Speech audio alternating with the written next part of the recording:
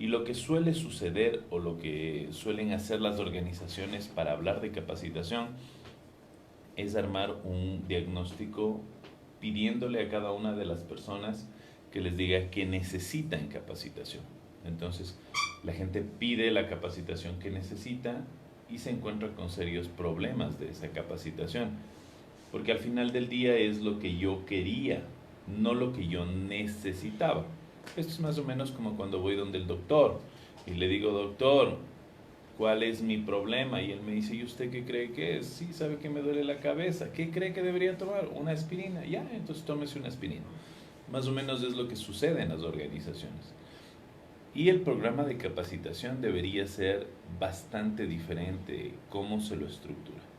Hay varias técnicas, hay varias formas de estructurarlo, pero una de las más completas que existen es la que vamos a ver el día de hoy. Así que les invito a que estemos atentos del programa de hoy y de cómo podríamos hacer un verdadero plan de capacitación empresarial. Siempre vamos a arrancar por este famoso diagnóstico, ¿no? Y este diagnóstico nos va a dar varios pasos. Estos pasos son importantísimos respetarlos. Cuando nosotros hacemos eso, logramos un plan de capacitación realmente que transforme vidas. Y por lo tanto, si transforma vidas, transforma organizaciones. Así que les invito el día de hoy a que estemos atentos con este programa que creo que va a ser de mucho provecho. No importa si es que usted tiene una empresa micro, mediana, pequeña o una gran empresa. Yo he visto empresas de las más grandes que suelen tener este problema. Así que es un mal de muchos. Pero ¿cómo deberíamos hacer para cambiar este mal de muchos? Bueno, el día de hoy vamos a ver la fórmula o las fórmulas o los pasos que deberíamos hacer para poder corregir este pequeño inconveniente. Bueno, ¿cuál es el primer paso? El primer paso para poder hacer un plan de capacitación real, serio, profundo, se llama diagnóstico de capacitaciones. Diagnóstico, ¿no? El diagnóstico no se lo hace en base a lo que la gente diga que necesita, ni siquiera a lo que los jefes digan que necesitan, los jefes de esas personas.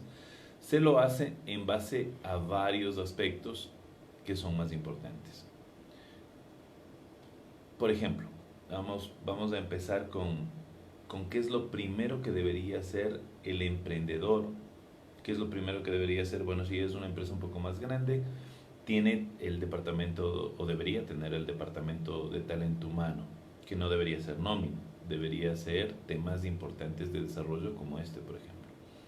¿Qué es lo primero que se debe hacer? La persona que va a estar a cargo de capacitación debe hacer un análisis a 2, 3 años de distancia de cómo se proyecta la organización. Por ejemplo, yo soy una microempresa y necesito pasar a ser pequeña empresa, dejar de ser micro y pasar a ser pequeña. ¿Qué debo hacer? Bueno, pues debo hacer algunas cosas, debo desarrollar algunas cosas. Entonces, lo primero es desarrollar el organigrama que debería tener si ya soy pequeña empresa. ¿Sí? Me proyecto. Entonces desarrollo un cronograma bien estructuradito. Este organigrama estructurado me va a decir qué puestos pienso tener, hacia dónde voy a caminar. ¿Ya? Obviamente yo tengo que validarlo. Para eso hay muchas empresas, en este caso pequeñas, porque estábamos hablando de micro a pequeño, ¿no es cierto? Entonces yo tengo que validar con empresas pequeñas que tengan distintos organigramas, que su estructura no sea pesada, que sea una empresa que normalmente esté fluyendo de manera adecuada. Todo eso yo tengo que ver. Cuando yo he logrado ver eso, cuando yo he logrado desarrollar eso, entonces ahora sí ya tengo la primera herramienta para poder desarrollar un verdadero plan de capacitación. Entonces la primera herramienta obviamente es el organigrama, ¿sí? La primera gran herramienta es el organigrama. Con eso vamos a desarrollar. Ahora, ¿para qué nos sirve ese organigrama? Para desarrollar un programa de capacitación efectivo que genere un ROE adecuado. ¿Qué es el ROE? Bueno, todo emprendedor, microemprendedor, todo empresario debe saber que hay medidas que se hacen sobre las organizaciones y una de esas medidas es el retorno de la inversión. ¿Cuánto me retorna de lo que yo estoy gastando para que se convierta en una inversión? Entonces, ese es un elemento importantísimo. Cuando yo logro desarrollar ese elemento importantísimo, cuando yo he logrado generar ese elemento importantísimo de un ROE, entonces se empieza a convertir ya en una inversión, no en un gasto. Y los empresarios, la gente que maneja la parte financiera de las empresas, empiezan a apostarle también a la capacitación. Para esto, lo más importante obviamente es el diagnóstico que puede hacerse sobre la realidad de los activos del conocimiento aplicado. Estos activos de conocimiento se llama a cuánto sabe la gente, ¿sí? Por ejemplo, yo tengo una persona en la empresa que trabaja para mí y que sabe muchísimo sobre todos los productos que yo desarrollo. Perfecto. Ese es un activo intangible. En Estados Unidos se discute mucho sobre cómo ingresar esto en la contabilidad, así de importante es. Pero cuando se vende una organización, hay dos aspectos que pesan más. El primero, que es el que más pesa, es la marca. Cuando yo vendo una organización, lo que más pesa en primer lugar es la marca, más que los activos, maquinarias, etcétera. Lo que más pesa es la marca. O debería pesar más la marca, porque hay marcas mal trabajadas y entonces ahí pesan más los activos fijos, ¿no? Los activos físicos. Normalmente lo que debería hacer es que la marca esté tan bien trabajada que el peso de la marca sea el más alto. El segundo activo o el segundo elemento que más pesa cuando se hace una negociación son los activos intangibles de la organización, ¿sí? Aparte de la marca, o sea, la marca es un activo intangible, pero le dejamos a un lado porque es el que más pesa de todos. Y luego vienen los activos intangibles, que son diferentes. Uno de esos activos intangibles es el conocimiento de la gente. Y ahí pueden estar inclusive los planes de desarrollo y capacitación de la gente, los planes de sucesión de líderes, bueno, varias cosas que se van estructurando ahí. Pero este activo de la capacitación o el activo del conocimiento aplicado de la gente es un activo fundamental, es importantísimo. O lo que nosotros conocemos como el activo de las competencias laborales ya aplicadas, que son conocimientos, habilidades, actitudes y valores que generan alto desempeño en las organizaciones. A veces nosotros decimos, vamos a contratar a alguien y necesitamos que tenga muchísimo conocimiento, ojalá y tenga cuarto nivel, que esté graduado en, no sé, alguna cosa. Ayer veía un anuncio que me decían que requieren un jefe de talento humano y veía el anuncio que decía que quieren un ingeniero comercial o afines. No tiene nada que ver lo uno con lo otro. El de talento humano no debería ser ingeniero comercial, a menos que esté direccionado el proceso de selección, ¿no? Pero en realidad no debería ser un ingeniero comercial. Podría serlo, pero no es el principal cargo. Hay otros, los principales estudios, que me llevan a ese cargo, ¿ya? Ahora, en vez de yo escoger títulos, que normalmente es lo que hacemos, yo lo que debería hacer es buscar qué conocimientos requiere ese puesto, qué habilidades requiere ese puesto, qué actitudes requiere ese puesto y qué valores requiere ese puesto para generar alto desempeño, ¿ya? Por ejemplo, yo necesito contratar un mesero. ¿Qué necesito que sepa el mesero? Entonces me voy a conocimientos del mesero. El primero es conocimientos. ¿Qué conocimientos requiero que sepa el mesero? Segundo, ¿qué habilidades debería tener el mesero? ¿Cuáles son las actitudes que debería tener este mesero y los valores? Conocimientos, por ejemplo, debe saber cómo se preparan los platos de comida, ¿sí? Segundo, en conocimientos, debe saber cómo atender a la gente, debe saber un poco de protocolo, por dónde servir, no pasar por encima o por delante de la gente, cosas por el estilo, que son conocimientos básicos. Debería tener habilidades de cómo llevar los platos. Esa habilidad es fundamental para que no se le caigan. Debería tener la habilidad de poder servir los platos. Debería tener una actitud de apertura con el cliente, mucha comunicación, hacerle sentir al cliente que es valorado. Y por último, valores. Necesitamos que sea un mesero honesto. Con esto nosotros generamos resultados de alto desempeño en el caso de un mesero, ¿no? Y ahí vienen los niveles de restaurante, si necesitamos que sepa 2, 3 idiomas, etcétera, etcétera. Pero si yo tengo claro estas competencias laborales, si yo las tengo bien desarrolladas, es más fácil hacer ya todo el trabajo de diagnóstico. Porque esto es ya un análisis de qué se aplica y qué no se aplica en la organización. Ahora, yo ya hice el organigrama que les decía para crecer de micro a pequeña empresa o de pequeña a mediana empresa. Cuando ya hice ese organigrama proyectado, yo tengo que ver justamente esto de las competencias. ¿Qué competencias necesito que la gente tenga en los distintos puestos a largo plazo? ¿Sí? Ahí viene el secreto. Esta parte es importantísima, ¿no? Por eso nuevamente retomamos lo de las competencias. Ya habíamos hablado de competencias durante varios programas, pero es fundamental. Entonces, ahora yo hago un organigrama estructurado, grande, desarrollado a largo plazo, y lo que necesito ahora es conectar ese organigrama a largo plazo con la realidad organizacional de ahora. Pero para eso lo primero que hago es determinar las competencias que voy a necesitar en cada puesto. ¿Qué competencias debería tener el gerente general? Y ahí hay que hacerlo sin apasionamientos, porque a veces decimos, el dueño tiene que seguir siendo el gerente, el dueño, o el hijo del dueño va a ser. Y no necesariamente es así.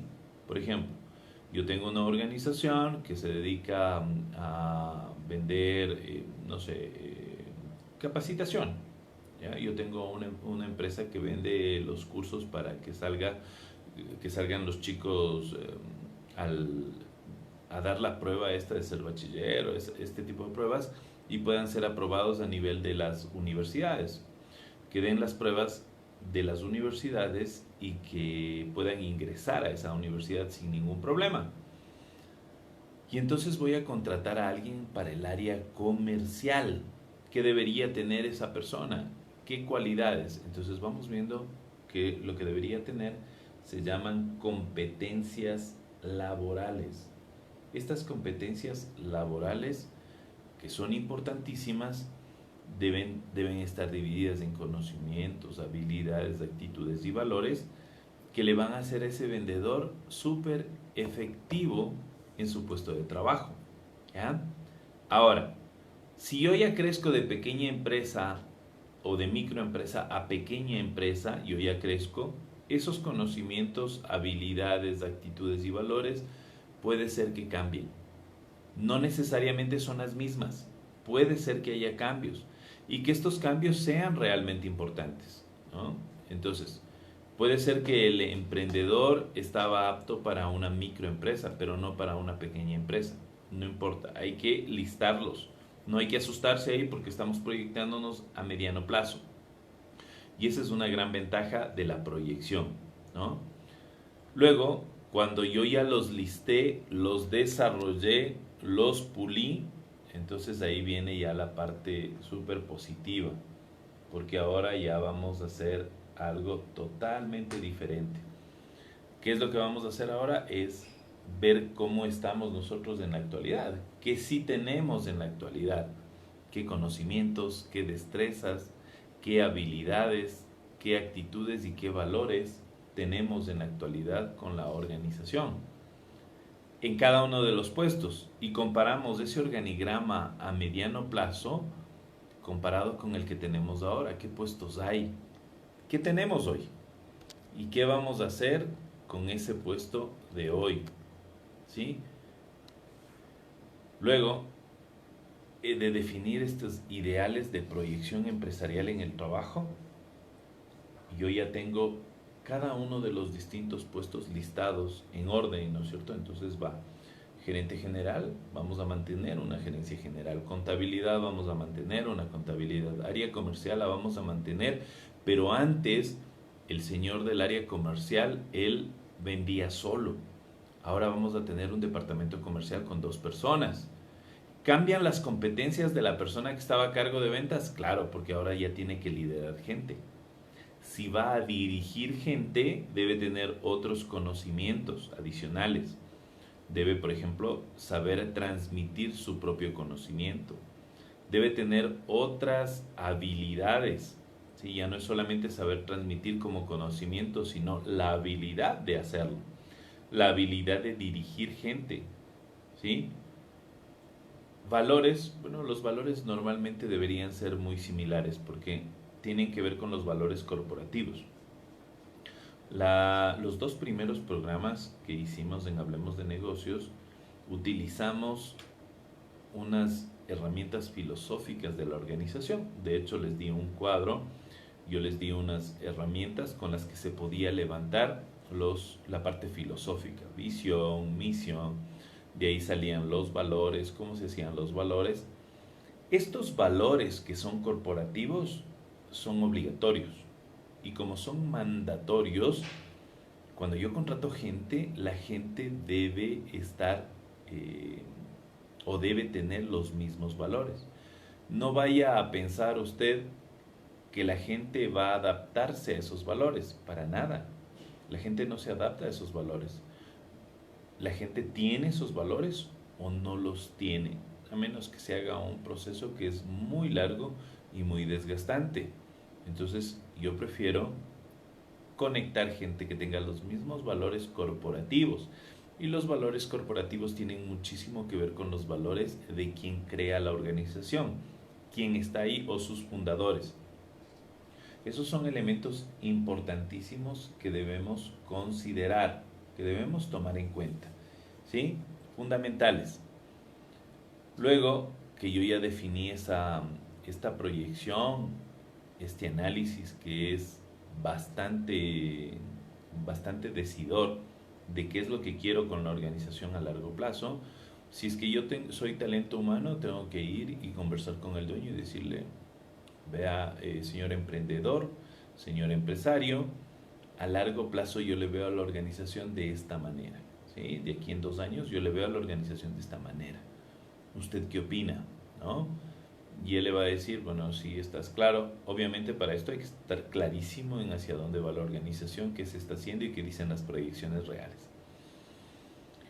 Entonces, cuando ya está aprobado por el emprendedor, el empresario, entonces empieza ya un trabajo que nos va a permitir caminar desde el punto A, que es donde estamos ahorita, o la línea base, hacia el punto B, que es donde estamos proyectándonos. Y entonces vamos a tener la gente adecuada para los puestos adecuados. Luego de los cortes comerciales vamos a ver en detalle cómo se hace ese punto. Pero en principio levanto competencias de organigrama, ¿sí? Competencias ideales. ¿Qué es un ideal? Es lo que debería tener la persona que yo contrate para ese puesto. Sí, pero es que yo quiero cambiarle algunas cositas porque la persona que tengo en la actualidad no cumple eso. No se preocupe, todavía no llegamos a ese punto. Pero acuérdese, esto es un plan de capacitación. Vamos a formar a la gente para que logre eso. La parte más importante es que tenga las actitudes y los valores. Eso es lo único que nos preocupa realmente. Porque aún cuando eso es lo más fuerte, lo más difícil de desarrollar, lo más difícil de cambiar, resulta que la mayoría de organizaciones no lo toman en cuenta, ¿sí? Resulta que la mayoría de organizaciones no hacen lo que deberían hacer con respecto a ese tema de capacitación, ¿no? Y de selección de personal, sino que contratan a cualquier persona que cumpla con algunas características que las pusieron como importantes, sin considerar toda la estructura global de competencias, donde la parte menos importante es obviamente la parte de los estudios, ¿sí? La parte más importante son valores y actitud.